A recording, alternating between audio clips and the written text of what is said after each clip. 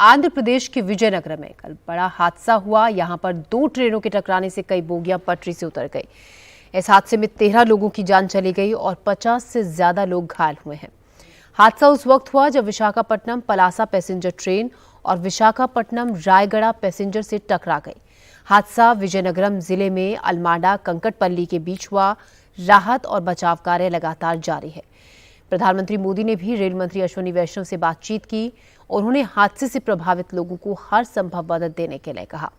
इसी बीच पीएम राष्ट्रीय आपदा कोष से मृतकों के परिजनों को 2-2 लाख और रेलवे की ओर से 10-10 लाख रुपए के मुआवजे का ऐलान किया गया है, जबकि गंभीर रूप से घायलों को 2.5 लाख और 50-50 हजार रुपए के मदद का ऐलान किया गया है। हेल्पलाइन नंबर जारी किए गए हैं। आपको ये भी बता दें कि लगातार घायलों का अस्पताल में इलाज चल रहा है, जहां पर कुछ लोगों की हालत काफी गंभीर बताई जा रही है।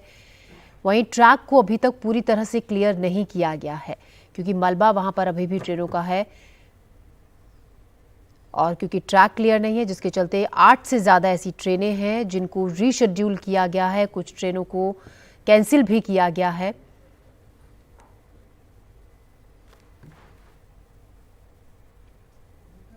एक बड़ा रेल हादसा जिसमें 13 लोगों की जान चली गई। काफी लोग घायल हैं। घायलों का अस्पताल में इलाज चल रहा है। हादसे में 50 से ज्यादा लोग घायल हुए हैं। बीती शाम 7 बजे ये हादसा हुआ। हेल्पलाइन नंबर्स भी जारी किए गए हैं। भुवनेश्वर का जो हेल्पलाइन नंबर है 0674-230-1525। दूसरा नंबर है 230-1625, 230-3060। ये हेल्पलाइन नंबर जारी किए गए हैं, जिन नंबर्स पर आप फोन कर मदद मांग सकते हैं। विजयनगरम का 8922221206।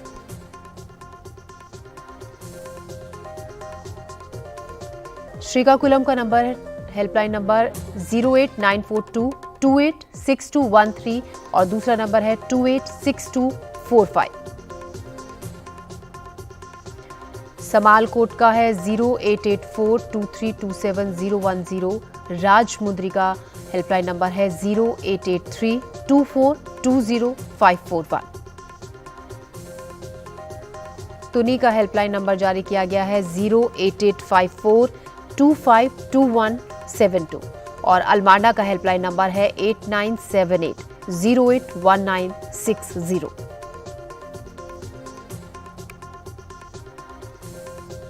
वर्तमान हम लोग एक्सग्रेसिया और कंपेंसेशन का पेमेंट जो है वो भी चालू है।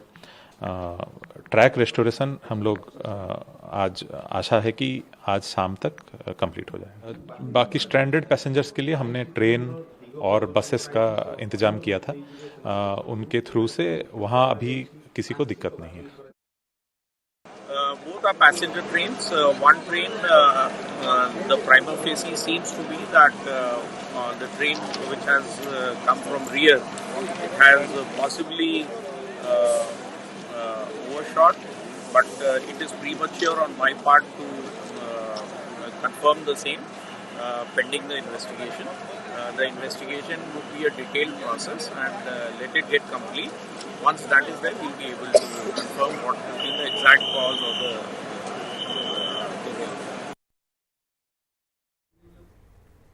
और थोड़ी देर पहले हमारे सहयोगी परिमल कुमार ने ईस्ट कोस्ट रेलवे के सीपीआरओ विश्वजीत साहू से बातचीत की थी। उन्होंने हादसे पर पूरी जानकारी दी। आइए देखते हैं। सर, अगर ये ट्रेन हादसे के बारे में बताएं कि कैसे ये हादसा हुआ है। देखिए, इसमें जो हमारे पास प्राइमरी इंफॉर्मेशन है, इसमें एक ट्रेन जो पीछे से आ रही थी उसने सिग्नल ओवरशूट किया है। ये कैसे किया है और किस लिए किया है ये हमें इंक्वायरी के बाद ही पता चल पाएगा। लेकिन जो अभी आंखों देखी है वो सिग्नल ओवरशूटिंग का है। इसके बाद ये जब टकराई है तो 2 कोचेस आगे के ट्रेन के डिरेल हुए हैं। और इसमें किस ट्रेन में टक्कर मारी है सर, अगर ये पब्लिक को लोगों को थोड़ा सा क्लियर कर पाए। ये विशाखापट्टनम पलासा ट्रेन सामने थी और विशाखापट्टनम रायगढ़ जो है उसने सिग्नल ओवरशूट किया है।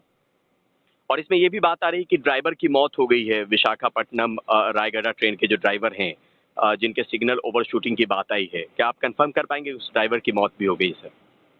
हाँ, इसमें हमारा कंफर्मेशन आया है हमारे अनफॉर्चुनेट डेथ का हमारे रेलवे मैन।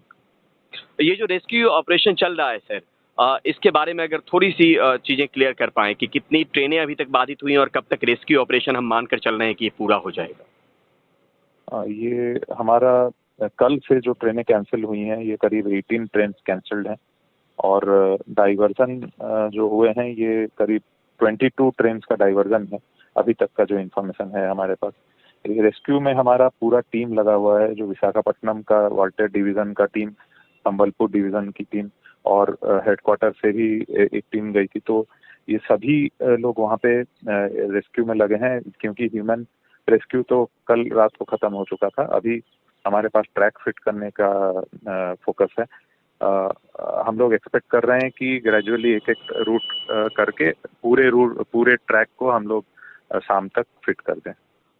क्या हमने मुआवजे का भी जो ऐलान किया है वो सुनिश्चित करने की कोशिश करेंगे कि मुआवजा जल्द से जल्द लोगों को मिल जाए, मृतकों के परिवारों को, या जो ग्रीवियसली इंजर्ड या माइनर इंजरी वाले लोग हैं पैसेंजर? ये कल रात से ही हमारी एक टीम ये कंपेंसेशन अमाउंट के लिए वहाँ पे तैनात है और ये कंपेंसेशन मिल भी रहा है लोगों को, एक ग्रेसिया भी मिल रहा है, ताकि ये जो पीड़ा है इससे और ज़्यादा ना हो, सुविधा मिले इनको। तो रेलवे के अधिकारी से बातचीत हुई। ये साफ है कि हादसे में विशाखापट्टनम रायगढ़ पैसेंजर ट्रेन की ड्राइवर की मौत हो गई है। उन्होंने बताया शुरुआती जांच में पता चला कि हादसा मृतक ड्राइवर की गलती से हुआ था।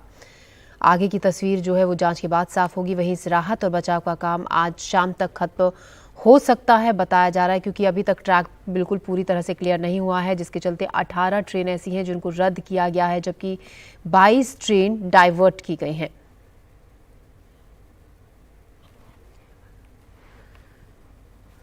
और इसी खबर पर और ज़्यादा जानकारी के साथ हमारी सहयोगी उमा सुधीर हमारे साथ जुड़ गई हैं ज़्यादा जानकारी के साथ। उमा, हम आपसे ये जानना चाहेंगे फिलहाल ताज़ा अपडेट क्या है, क्योंकि बताया जा रहा है कि अभी तक ट्रैक पूरी तरह से क्लियर नहीं हुआ है, लगातार कल से ही वहाँ पर काम चल रहा है। फिलहाल क्या ताज़ा जानकारी?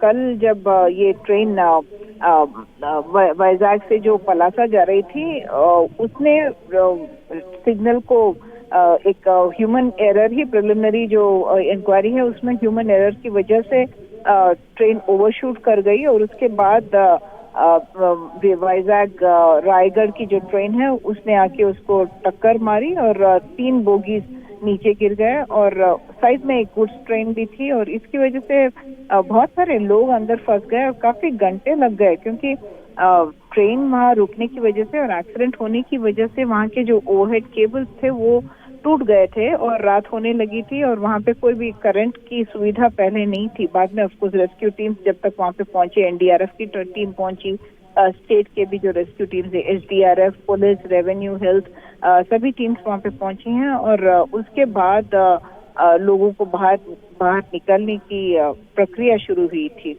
यहाँ पे तो खैर ह्यूमन एरर की बात कर रहे हैं, लेकिन जैसे कुछ समय से हम सुनते आ रहे हैं टेक्नोलॉजी है, जैसे कवच टेक्नोलॉजी है जो एंटी ट्रेन कोलिजन टेक्नोलॉजी जो इंडिया ने डेवलप किया है और उसमें ऑटोमेटिक सेंसरी और सिग्नल्स होते हैं, रेडियो फ्रीक्वेंसी होती है, जिसकी वजह से अगर एक ट्रेन ऑलरेडी एक ट्रैक पे खड़ी है तो दूसरी ट्रेन वहां पे नहीं आएगी और ऐसे कोलिजन्स नहीं होंगे। ऐसा टेक्नोलॉजी तो अवेलेबल है, लेकिन उसको जल्द से जल्द इम्प्लीमेंट करने की भी जरूरत होगी, क्योंकि 22-23 की बात है कि 2000 किलोमीटर में इस कवच टेक्नोलॉजी को इम्प्लीमेंट करने के लिए बजट जारी किया गया था। लेकिन अगर आप देखें तो इंडिया की जो रेल नेटवर्क है दुनिया में शायद सबसे बिगेस्ट नेटवर्क है और 34,000 किलोमीटर अगर कवर करने हैं तो उसमें भी 5 साल लग जाएंगे और अब लग रहा है कि जब इतने सारे एक्सीडेंट्स हो रहे हैं तो कुछ चीजों को फास्ट ट्रैक करने की जरूरत होगी।